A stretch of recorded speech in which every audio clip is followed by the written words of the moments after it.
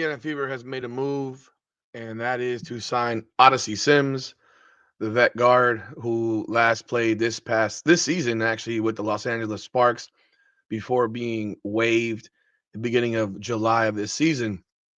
Sims has been signed to a hardship contract, and it's likely based on the what's happening that she'll be on this team for the rest of the year, even when Caitlin Clark comes back. That's from what I've read, from what I've heard.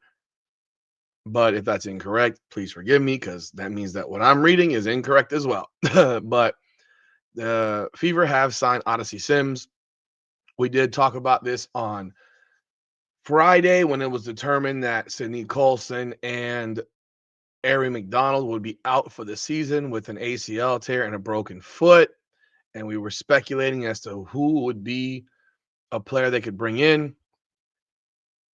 And Odyssey Sims' name did come up. And I thought that was a good fit, actually. It's a quick point guard, combo guard, undersized as a combo guard because he's only 5'8". But that's not out of the norm for the Indiana Fever to have a bunch of small guards. Kelsey Mitchell's 5'8", Aaron McDonald's 5'6", Sidney Colson's about 5'8". So we got another 5'8" guard here. And this should hopefully help this team. Odyssey Sims has had a good career, and we're going to talk about this thing. Welcome back, everyone, to another edition of Rudy's Rant, Her Game, Her Way, Women's Basketball. We talk facts over feelings. I'm your host, Rudy Rodriguez-Chaumont. Like the video, subscribe to the channel, ring the bell, leave a comment, let me know your thoughts. Apologize for my voice. I'm getting a little hoarse, catching the cold. Unfortunately, kind of sucks, but it is what it is. Odyssey Sims was averaging 9.8 points per game, 3.5 assists, and 2.9 rebounds in 29.5 minutes of play for the LA Sparks this season. She played in 12 games, started 11. In fact, LA Sparks fans were largely shocked when she was waived, thinking that other players should have been waived over her instead of her, including Julie Alemand. And yeah, that was one that they thought should have been waived because,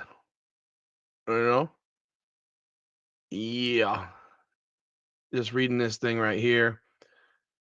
Alemán has been less productive than Sims was this season. People were highly upset. I thought Alemán was playing for Golden State. Am I crazy? Or was it Van Loo? I've lost track. I apologize. Yeah, Alemán played in the Euro Cup or what have you, and they kept her over Odyssey Sims. And the comments were crazy. Odyssey Sims was playing really good, and y'all got rid of her. Shaking my head. Sims been playing better than Saab, if we're being honest. O has scored way more than Julie, if we're keeping it a buck. What the hell y'all doing?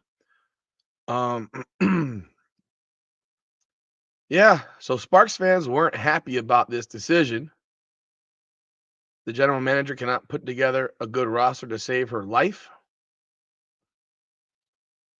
Yeah, that's the situation when she got let go by the Sparks. Obviously, is a good situation for the Fever to be able to pick her up. Some of the names that had been proposed in the live on Friday were completely off because they're on teams. I was really not understanding how people could suggest players that are on other teams. But Odyssey Sims, I think, is a fit. She's a vet. She should be able to slide in similarly to how Aaron McDonald slid in with no problems. She was with the Dallas Wings last year. She played well over there, moved over to the Sparks. She played well over there. I was actually kind of surprised to see her get cut, but nothing is shocking in the WNBA, as you know. In the meantime, I presume she'll be available tomorrow, not tomorrow, Tuesday against the Dallas Wings when they take the court next. And there has been a major change in the status of Caitlin Clark with now the WNBA website stating that Caitlin Clark is now questionable and a game time decision for the Dallas Wings game on August 12th.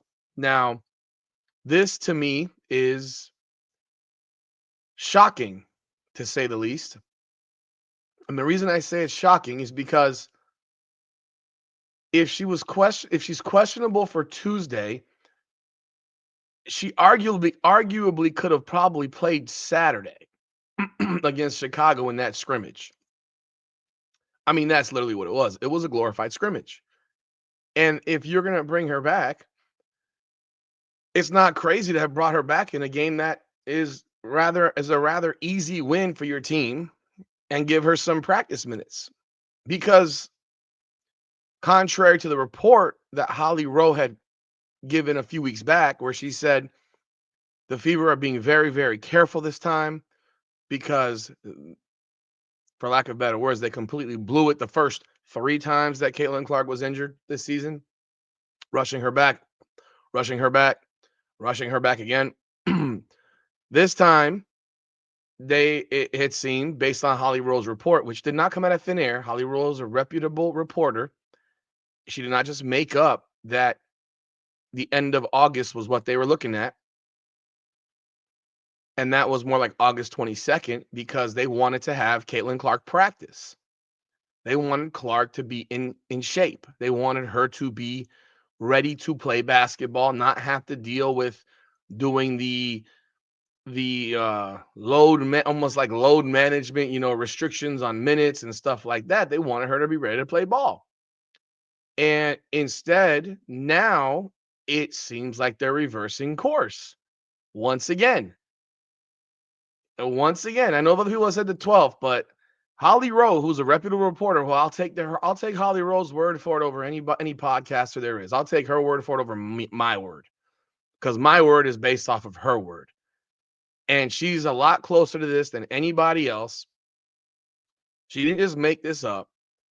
And everything that has been said about getting Caitlin Clark practice time is literally being ignored. If you want to actually look at the schedule from the time they got back from the All-Star break on July 22nd, Caitlin Clark obviously couldn't practice on the 21st, 20th. She had just had the injury just less than a week before that. They played on the 22nd on the road. You think they practiced on the 23rd? No, you want to know why I know they didn't practice? Because Stephanie White told us they hadn't practiced. Stephanie White told us that they hadn't practiced for like 2 weeks. As of July, like somewhere like, what was it? So it was, she got hurt the 15th. As of like July 30th, they hadn't practiced because they played the 22nd, the 24th. Then they went on the road for the 27th, back home for the 30th, back on the road for the 1st, on the road for the 3rd, on the road for the 5th, on the road for the 7th. So a lot of these days are travel days or rehab days. Get your stuff back together again. No real hard practice. Nothing that's going to grind you. Maybe if they got 1 or 2 practices somewhere in that mix, maybe the 25th after the Vegas game, or the maybe the 25th or 26th after the Vegas game, or, maybe the 28th or 29th before the Phoenix game. But it's largely been told to us that they don't practice, that they don't have time. Their schedule is too tight. They're too tired. So if you're not practicing, how the hell is Caitlin Clark now magically going to be available potentially for a game on Tuesday when they played yesterday? Yesterday being Saturday, as I record this video. Today's Sunday. So let's say that you think they practiced today on a Sunday? I highly doubt it. Maybe they'll get in practice tomorrow. I'm sure, I would presume that they will. They're at home.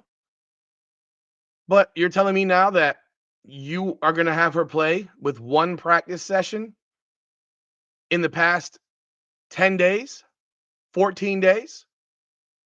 Doesn't make a lot of sense. Doesn't make a lot of sense to me at all. Holly Rowe had suggested the 22nd because I'm sure it was based on what she was told by people within the organization, because the Fever plays Minnesota on August 22nd at home. The game before that is on the 17th on the road in Connecticut. So you'd have the 18th, the 19th, the 20th, and the 21st. You have the opportunity to have 4 real practices back to back to back to back to get a real good idea to see if Caitlin Clark's groin really is good. On top of that, because you're going to see if she's sore the next day or the day after. On top of that, you're able to get her into a conditioning mode, basketball mode. You can't get in shape shooting jump shots. You can't get in shape having individual drills. That's not going to get you in shape. Is she running suicide sprints? I mean, basketball shape is not practice, not like individual workout shape. So they haven't had practices, or very many, if any. How is she going to be in shape to run 40 minutes? You gotta let me know this. I mean, maybe am I crazy? What do y'all think? And if you, leave a comment in the chat on this one, because I'd love to hear what you have to say about this, because this is not logical. Holly Rowe has been around for a very, very long time, and I completely believe everything she said, and it made sense. So now, coming off of a 22-point win over Chicago, you got Dallas at home, a game you should win. Then you got Washington at home, a game you should win. Then you have Connecticut on the road, a game you should win. You don't need Caitlin Clark to win these games, especially not after you signed a replacement point guard to step in. It doesn't make sense. I'd rather have Caitlin Clark full bore to play Minnesota on the 22nd and the 24th, and then Seattle, LA, Golden State, Phoenix, and because that is where Caitlin Clark is going to be desperately needed, is these games. She'll be desperately needed against these teams. She's not needed against Dallas, Washington, and Connecticut. Not with two of those three at home and Connecticut being the road game. I mean, we've all seen this team blow games, but, realistically, they should be good enough to beat those teams. They're better than those teams. So is Indiana now reversing course because they're nervous? Is their front office now freaking out because of the injuries? What's happening here? What are they doing? What are they doing? The fact that she was moved to game time decision on the WNBA site, now on ESPN, it still lists her as out, apparently. Let me check. Let me double check, because that was earlier today.